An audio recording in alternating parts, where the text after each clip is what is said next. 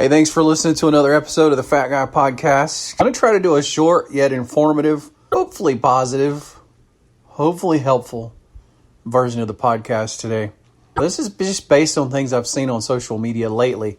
Not just lately, but I've seen this stuff a lot. Not only do I believe I've been very successful at weight loss and will continue to be, and eventually I'm going to achieve where I want to be. I have no doubt about that. But probably most importantly is I understand obesity. Like, I've done so much, and when I tell this to people, that they don't believe how much research I've done into obesity and the metabolic pathways of the human body. Like, if you're a normal person and you have a job and you have friends maybe and you have a family or you have children, there's just no way you could have possibly invested as much time in studying and researching this stuff as I have, because I don't have any of those things. Beginning in 2013, when my mom was diagnosed with cancer, is when I began my research. And it's just gone in depth from there. So I want to get into the worst advice. Just the worst advice ever for losing weight if you're obese, okay? Worst. Just ignore it. Walk away from it. Don't ever look back, and don't ever wonder once if you should stop looking back at this horrible advice, okay? So we'll get into that in a second. Follow us on social media, whether it's on Facebook or Instagram or Twitter or whatever. Fat Guy Podcast is the username. Subscribe to the podcast, whether you have an iOS or an Android device. Use whatever podcasting app comes with the phone, and you just search for it, either in Apple Podcasts or the Google Play Store. Just search for the Fat Guy Podcast, and you should be able to find us. And if all that seems too confusing, bare bones, simplest way to do it, go to your app store, download an app called Spreaker, Spreaker, Spreaker. Once you download it, in the search bar, search for Fat Guy Podcast, add it, click the heart button and favorite it, set your settings so you get updated about new episodes. And the cool thing about that app is, a couple cool things. You can easily scroll back and listen to any episode I've ever recorded. They're all right there for you. Secondarily, there's thousands and thousands of other podcasts on that app that are hosted by the same company I use, and you may like some of them. You never know. So I think that's all I got to say about that. So, the absolute worst out of all the weight loss advice you could listen to, and there's tons of it out there, man. The basic one is eat less, move more. That's your basic generic weight loss advice, is eat less calories and then move your body more. That's bad, but it's not even as bad as the one I'm about to tell you. And I just saw this posted on Facebook the other day. By someone I like, have no problem with. I think I've been Facebook friends with this person a very, very long time. I don't know that I've ever met them, but I know I've seen them on Facebook for years and years and years. So obviously we've known each other that way for a long time. So I don't have a problem with them. But they're just giving the most worst weight loss advice ever. And being a person that's been fat since I was 5, it really bugs me when people give bad advice, because people struggle so much with their weight. And I know what it's like to get bad advice, try it, and feel like an ultimate failure when it doesn't work. You feel like a loser. You feel like you don't have any willpower. You feel like the rest of the world's better than you. And so bad weight loss advice just compounds the problem, and you wind up eating more from depression and binging, and it's just a nightmare road that you wind up going down. And people who haven't struggled with obesity their whole life don't understand this. They don't understand anything about it. The worst are the people that are 10, 15 pounds overweight, and they're giving weight loss advice to obese people. So I want to just clarify right off the bat, the most of the advice I give, now the facts I give about how the body works and how the metabolism works and all that kind of stuff applies to everybody. But I can kind of focus and cater my weight loss, talks and stuff and posts on social media to obese people. I mean, you're 40, 50, 60, 100, 150, 200 pounds overweight. I don't spend a whole lot of time focusing on the people that need to lose 10 pounds. And that isn't to say that isn't hard, because it is. The last 10 pounds, like if you lose 100, when you get to the last 10, your life's going to be a nightmare, because it's impossible to lose the last 10 pounds. And if it isn't your last 10 pounds, it's only 10 pounds, it's just hard to lose, because your body is so near the point it needs to be at. It's just very difficult. So I'm by no means diminishing how hard it is to lose 10. but I cater my, the things I say in my studies and stuff around obese people. The absolute worst weight loss advice you could ever hear is you got to keep your metabolism up by eating multiple times a day. You need to be eating every 2, 3, whatever the number they come up with. I think this person said you need to eat every 3 hours. Let me tell you something.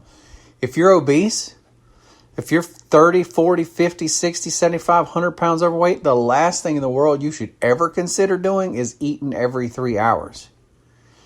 Your metabolism is so dysregulated. You have such a degree of insulin resistance at this point that it is so hard to get your insulin to fall that there's no way it'll ever fall if you eat 3 hours. It just never will. It's just going to be through the roof all the time because it's going to be constantly trying to battle your blood sugar. Why does this matter? Why do you care about it? Because insulin is the hormone that signals fat storage. I'm going to give you, and you can Google this. You don't have to take my word for it. It's a little bit tough to find it, but if you're persistent, if you really want to know some truth, you'll spend the time and find it for yourself. Type 1 diabetes. My dad had type 1 diabetes, and the effects of it eventually killed him. He died my dad worked hard all of his life. I'd say probably the last 25 years of his life, or maybe 30, he ate really well, ate the best that he knew. But from just years and years and years of exogenous insulin and the toll that takes on the human body, my dad died at 60, and he should have lived much longer than that. But for that matter, so should my mom. You don't get to pick when you die. But my dad had type 1 diabetes. Now, I don't know. I don't remember the year that they invented, insulin that humans could take via a shot or whatever and live. But before that, you didn't stand much of a chance. If you were a type 1 diabetic, which means your pancreas has completely lost the ability to produce insulin. If you're a type 1 diabetic, excuse me, back before they came up with this insulin that you could take in a shot, you were really doomed in a way. The interesting thing about that is you can go back, way back then in the early 1900s up to close to the mid 1900s. And you can find pictures of people who are type 1 diabetics and they're thin as a rail. Like they're just skin hanging on bones. Now, why is that? It's because insulin is the fat storage hormone. And if you don't have any ability to store fat, you can eat anything you want. Your body's just going to pour right through it. It's remarkable. It's really amazing. Once they invented insulin, the opposite happened. Because these type 1 diabetics were injecting insulin and it was an inexact science, and you want to err on the side of caution because if your blood sugars stay way too high, it's just horrible things happen. And on the other hand, your blood sugars fall way, way too low, horrible things happen as well. So, where we're at today with all these precision measuring devices, and they even got the thing now, the continuous glucose monitoring, that you can stick this little sensor on your arm, and you can just put your phone over it a million times a day if you want to know exactly what your blood glucose is right now, which is incredible. My dad would check his blood sugar before each meal when he was really good at it, which I'd say is probably the last 20, 30, 35 years of his life, maybe 20, 25 years of his life. Way back in the day when I was a kid, I remember my dad used to have these strips that he kept in the bathroom, and they were pee strips, and you would pee on them, which is a highly inaccurate and ineffective way to test your blood sugar, but that's all they had at the time. It was ineffective. It didn't help you all that much. And the way that my dad dealt with his type 1 diabetes back in those days was he would just take a ton of insulin. He had a horrible doctor, we found out later, but the doctor told him just take 100 units a day, which is a lot of insulin. A lot of insulin. So, what's my point? It's easily provable that insulin is what causes fat gain. Now, you can say, yeah, but it takes overeating. Yeah, of course it takes overeating. You have to overeat, and you have to overeat the wrong kinds of food. If you don't overeat and you eat the right kinds of food, it's actually nearly impossible to get overweight. Now, once you are overweight, once you have developed metabolic syndrome, which is insulin resistance, prediabetes, and type 2 diabetes, then all bets are off. You have to really modify a lot of things because your body's ability to deal with food like the way the good Lord intended it is messed up at that point.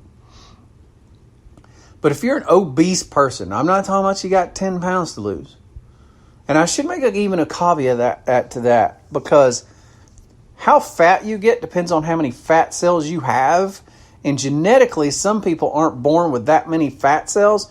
And so these people can actually have metabolic syndrome and be just as sick as I am at the weight I am, but not show it because they don't have enough fat cells to get fat.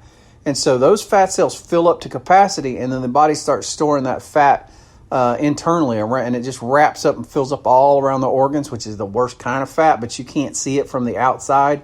Those people actually are at risk to die earlier than I am, or around the same time as I am. So it's not impossible that you're one of those people. So somebody 10 pounds overweight could be one of those people. So I don't want to mislead you completely, but generally speaking, if it's just somebody had 10 pounds to lose, probably your metabolism works correctly. You probably don't have bad insulin resistance. Obese people do. And so the worst thing for them is to eat every 3 hours.